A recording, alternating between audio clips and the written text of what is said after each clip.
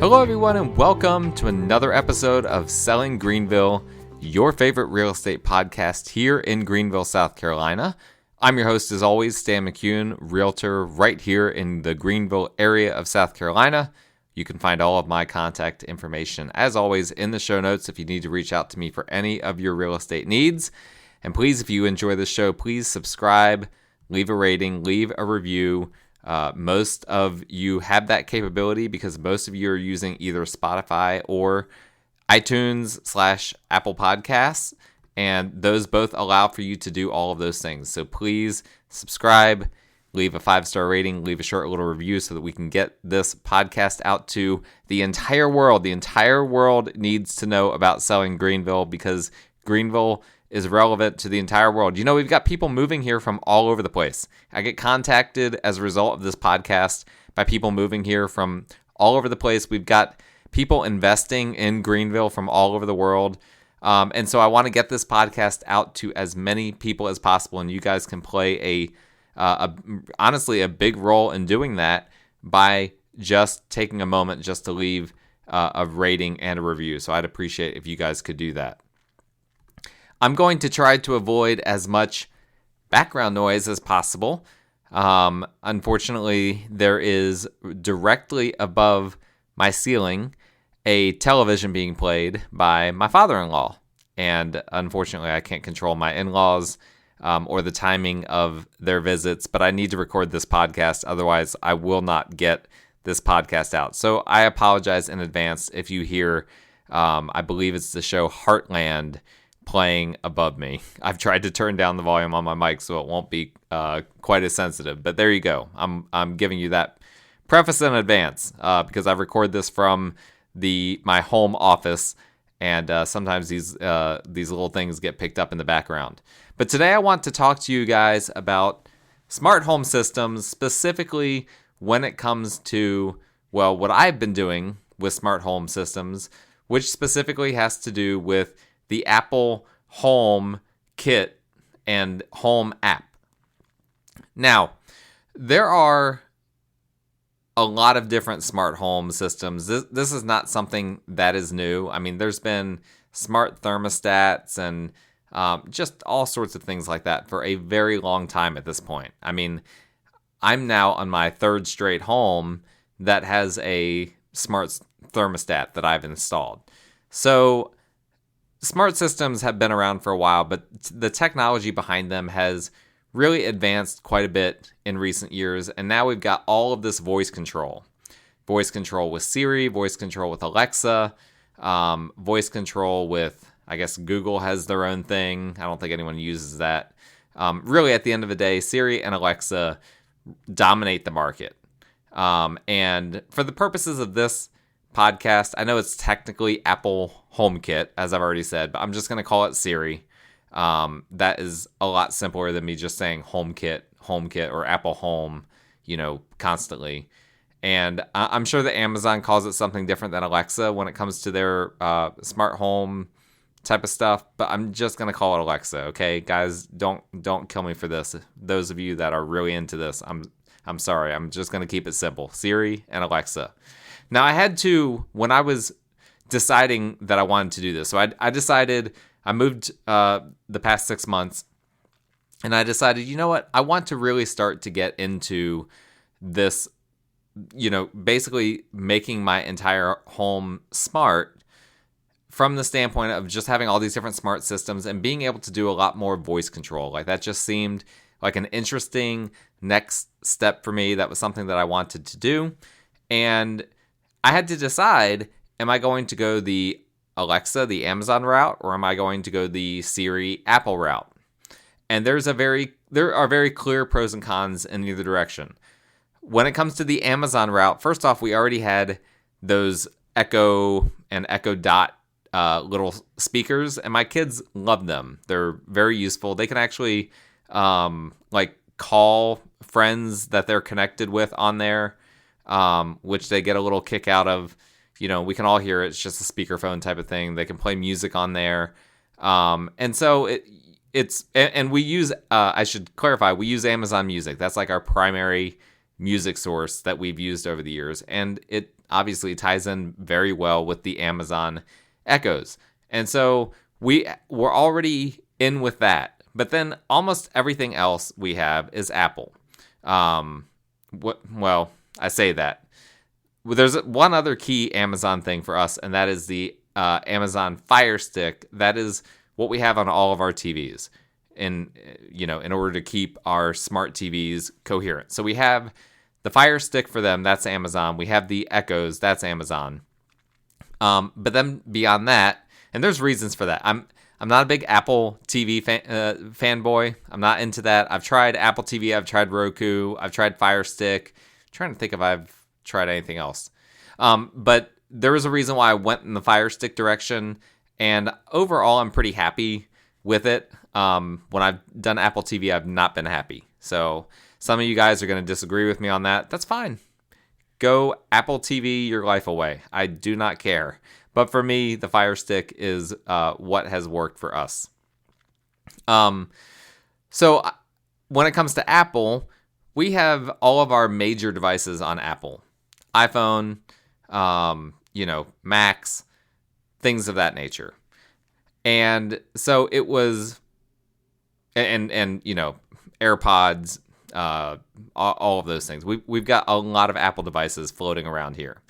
And so it was kind of a tricky decision because we are kind of like split between these two different systems, whether to go the route of getting things that are Amazon Alexa compatible or things that are more Siri compatible. And unfortunately, there's not a whole lot of overlap between the two. There are a few things that overlap, like for instance, I believe that the Ecobee thermostat, which is my thermostat of choice. I've tried the Ecobee and I've tried the Nest. I do not like the Nest. For a time, it was like, oh, this is cool. I've had them both. And originally I had the Ecobee at my first house. Then I went to the Nest with my second house.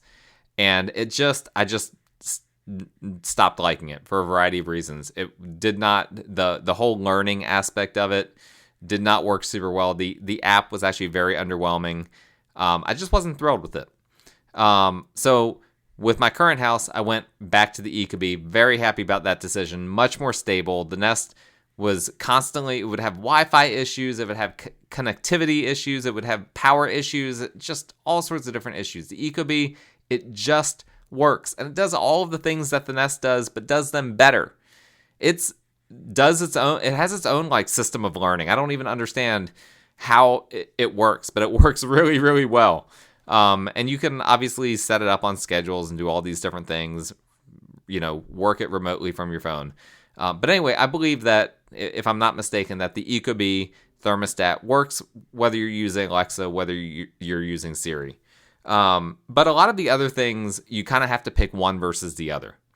And the main difference between the two, at least, and I'm no expert on this is just from me figuring this out myself. Some of you listening to this are probably smarter than this than me, and you can just skip this episode if you want, okay? Or you can listen to it and then, text me and make fun of me for something that I didn't know as well as you. I'm totally fine with that. I will take any engagement from this show that you'll give me. But as far as the main pros and cons, the Amazon compatible products it's a massive list, huge list of products that are compatible with Amazon in terms of smart home systems. Whereas with Apple and Siri, it's a much smaller list. However, pretty much everyone agrees that the Apple system and their ecosystem and just everything about the smart home systems that are compatible with Siri and with, dare I say, Apple HomeKit. There we go. I broke my rule. I went ahead and said it. Everyone agrees that the security element is better with Apple than it is with Amazon. Now, I don't know all of the back-end tech details on that. I'm just having to take other people's word for it. In general, Apple tends to be more secure than other platforms anyway. And so it was kind of like, okay, variety versus security, right? That was kind of what it came down to. And the other aspect as well, of course, is the ability I've got, Apple Watch, I've got my iPhone, and the ability to just use Siri on one of those devices to be able to control these different things. And now I'm thinking, you know what? I need to set this device on Do Not Disturb. I apologize for that. I don't want there to be interruptions during this. And I forgot to do that. But there's something to be said for being able to just simply use Siri without having to open any apps or do anything like that, to be able to control all these different smart home things. So in the end, that and the security angle, that won me over to Apple and their compatible smart home products versus Amazon's compatible smart home products. And so here's what I did. I kind of approached it, and I'm still in the process of doing this. So this might be like a part 1, and we might do like a part 2, like, I don't know, like the end of this year, like next year. It's not going to be for a while before we do a part 2.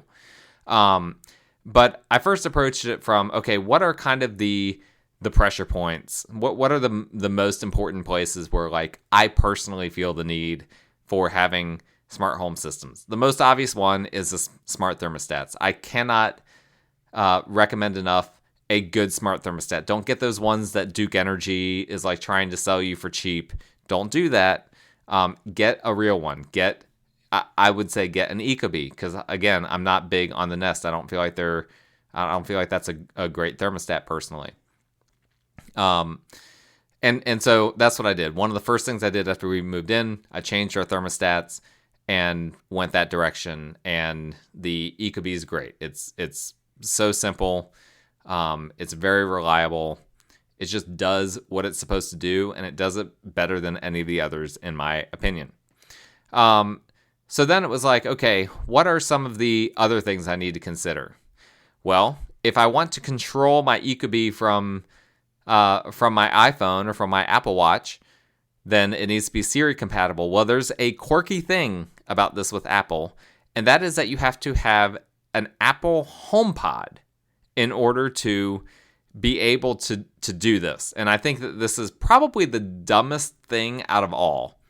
But basically, they have I believe it's the HomePod and then the HomePod Mini, if I'm not mistaken. And it's basically their version of the Amazon Echo. And then, you know, the main HomePod is like a very premium version of it. So I had to go get one of those, even though I already had an Echo, and even though I already had iPhones and Macs and Apple Watches, all these things. I had to go out and get one of the Apple speakers. I got the mini version. And listen, we don't use it very much. The sound quality, wow, I don't know what I just almost said there. Sound quality? The sound quality is definitely better than the Echo. Absolutely better than the Echo. But it just does not work very well if we're trying to stream from Amazon Music. I mean, it is not intuitive at all. It's definitely designed to be used with podcasts, or like the Apple Podcast app, or with iTunes or the Music app. Anything that's like native Apple, it works great. Anything that's not native Apple, I will have all sorts of issues getting it. It'll play and then it'll stop playing, and you're probably like, oh, you don't know what you're doing. No, actually, I'm pretty knowledgeable about this. It's just glitchy when it comes to it. It just doesn't want to play nice with non-Apple apps. So it's a little bit frustrating. We basically only use it just to have our smart home systems connected to Siri. But that's fine. It was like $100 for the speaker. And you know, I thought maybe I could get them for like $80 on Black Friday. Nope. There were no discounts at all on them, and there were like a few, but they all sold out right away. So obviously Apple is doing something right. But anyway, you basically have to plan to pay $100 for it. So then there were a few other things that I was thinking about. Okay, so what do I want to connect on my smart home systems? What do I want to be able to operate from my phone? My garage overhead door, all of my entry doors, I already mentioned thermostats, and a security system.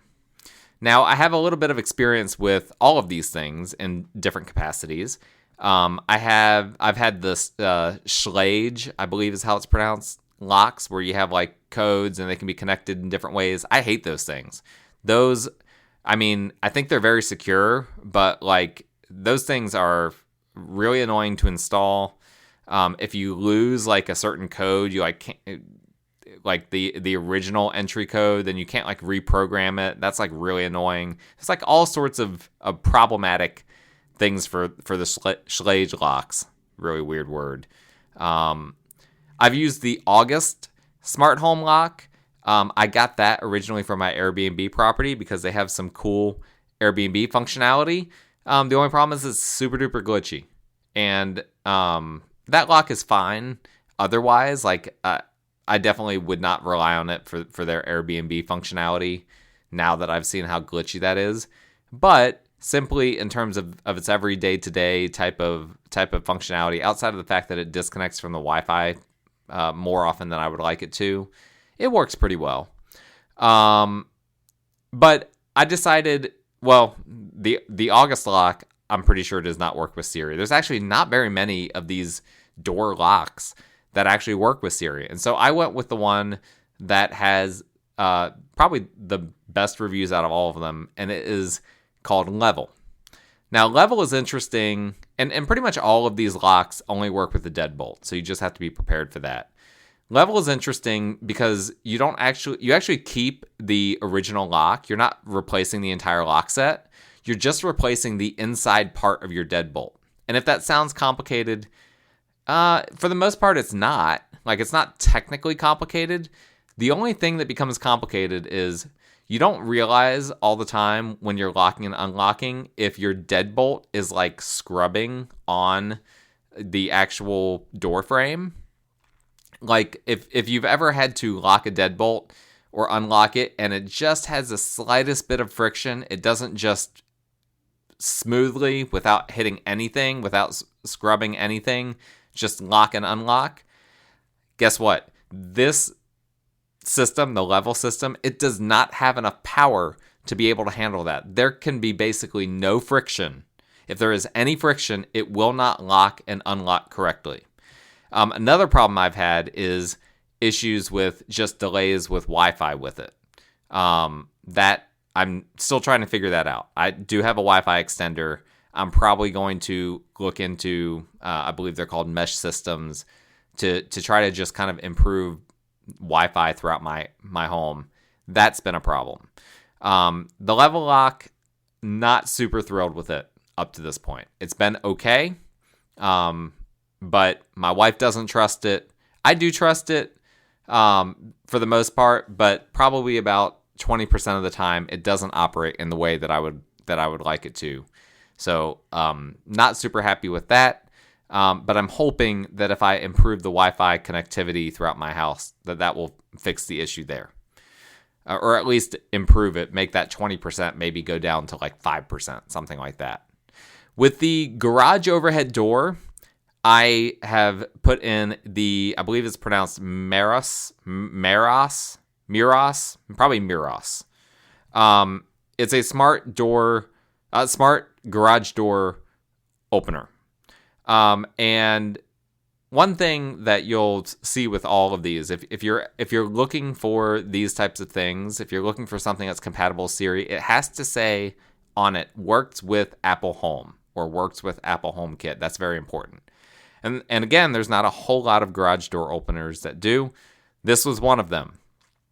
Now, installation for this thing was not as simple as I wish it would have been. And this isn't necessarily the fault of the Miros, as much as it is that I have a Genie garage door opener and the Genie motor opener.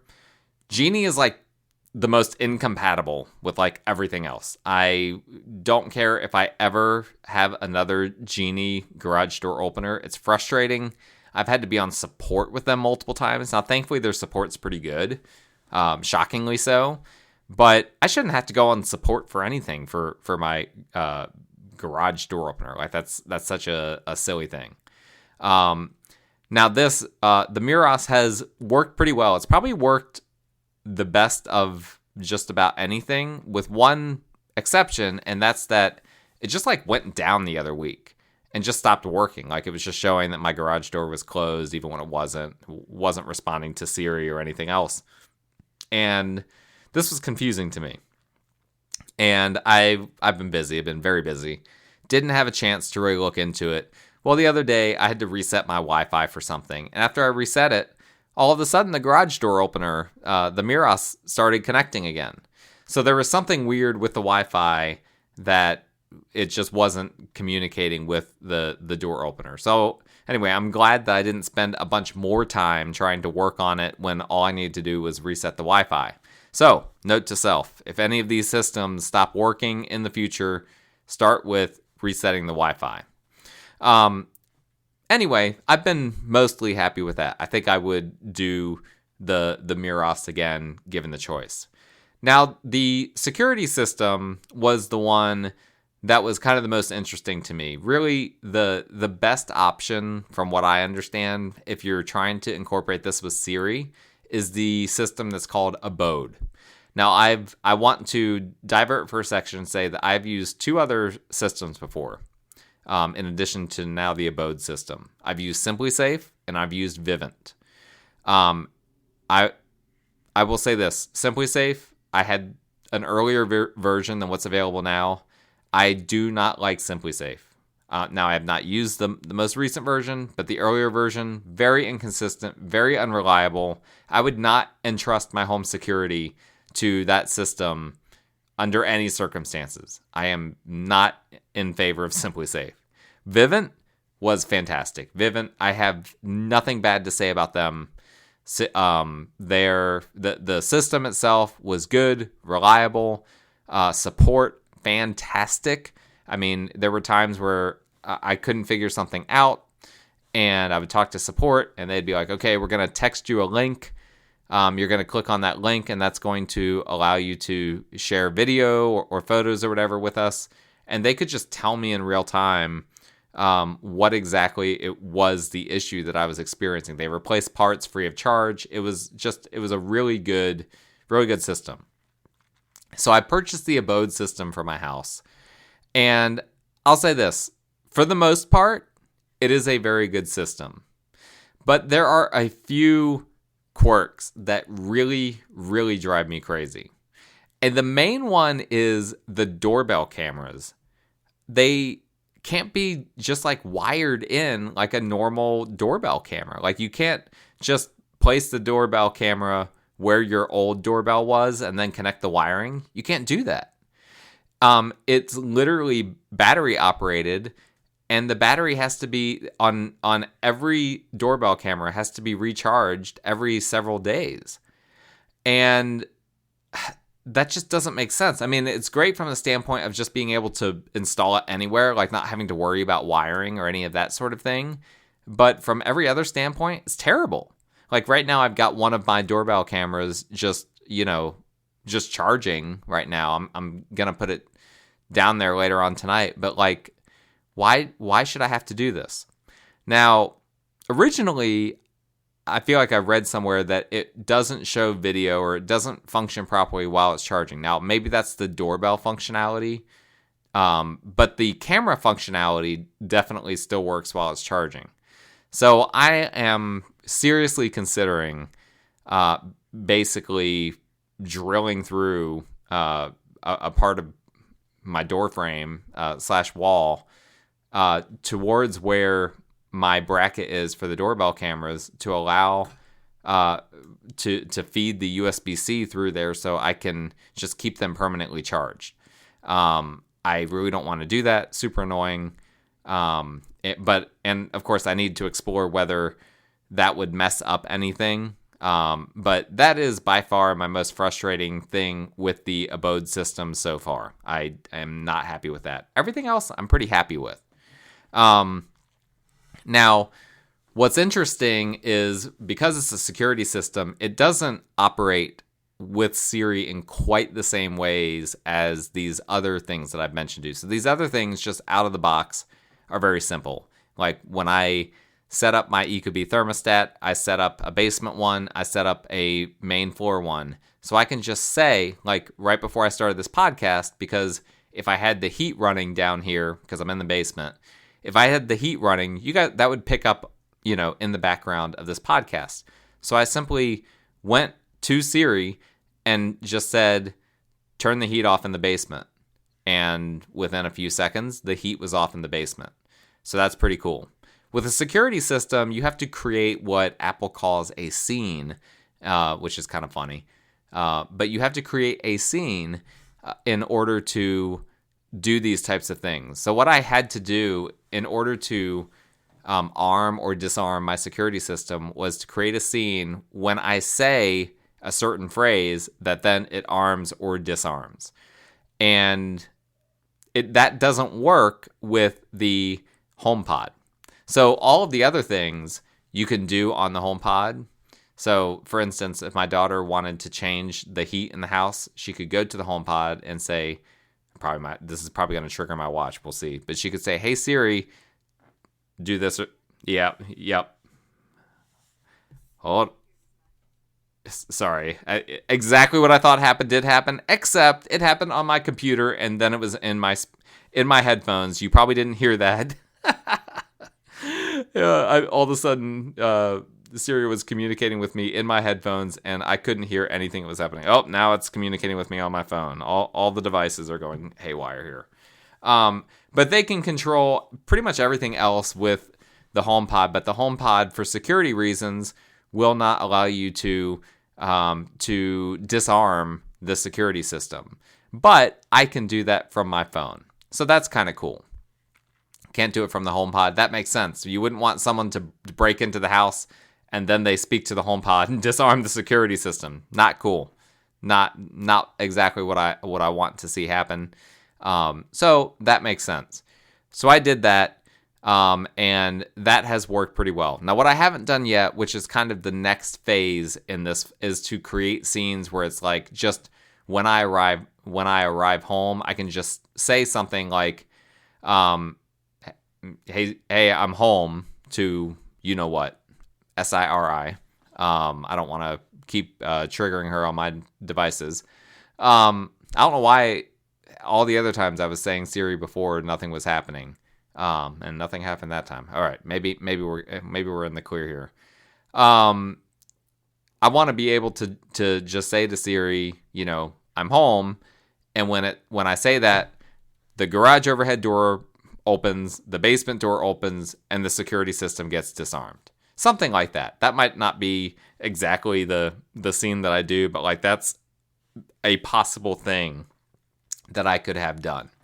On the flip side, when I'm leaving, I could have something that I say just as I'm leaving that ensures that everything is locked, and that ensures that the security system goes on, the garage door is closed, all of those different things. So I'm going to be playing around with that. That's kind of phase 2 in this process. But that's something I'm very excited about. That's something I look forward to doing. And then, you probably hear my dog in the background. I apologize. Phase 3 of this is to experiment with some of these other things. So I've not done anything with smart light bulbs. Those are a big thing right now. And so I want to play around with things like that. I haven't up to this point because it's just kind of like we have light switches.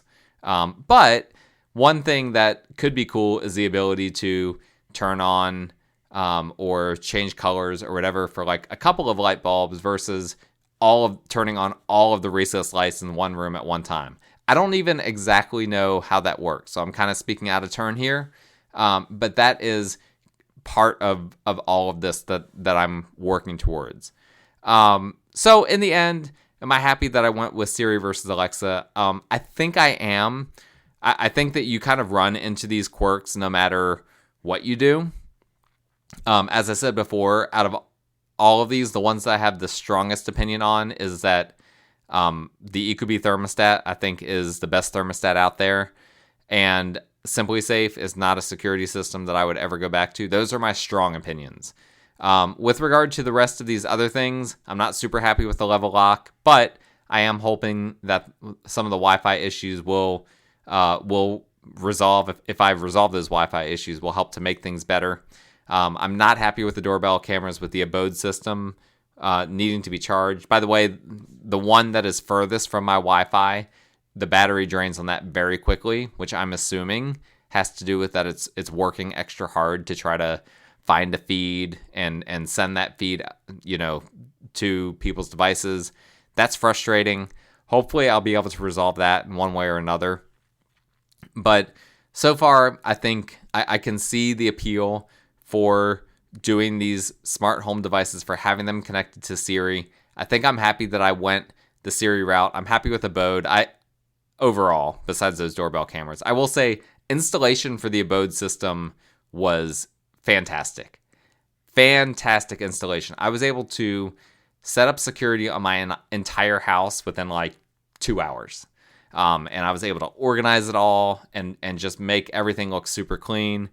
The way it works on the Apple devices is super clean. You can pull it up on your computer, on your phone. On Apple CarPlay, there's functionality if you have Apple CarPlay that you can control some of these things on there. Like when I pull into my driveway, it just automatically pulls up whether I want to open the garage or not right there on my display. Like it knows that I'm close to it.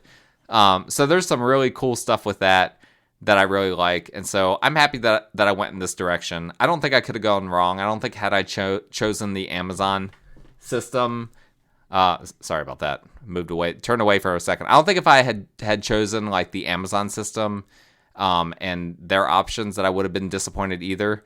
But it is nice to know that there's a little bit extra layer of security that Apple has, that I have been told that Apple has, but that I don't have the technological skill to fully verify myself. So you guys can look that up yourself and verify. Or you techie people can let me know what your opinions are about that. And the way you can do that is by looking in the description of the show notes. My contact information is in there. Please, again, as I always ask you guys, please leave a rating, a review, subscribe to the show. Thank you guys, as always, for listening. We will talk again next time.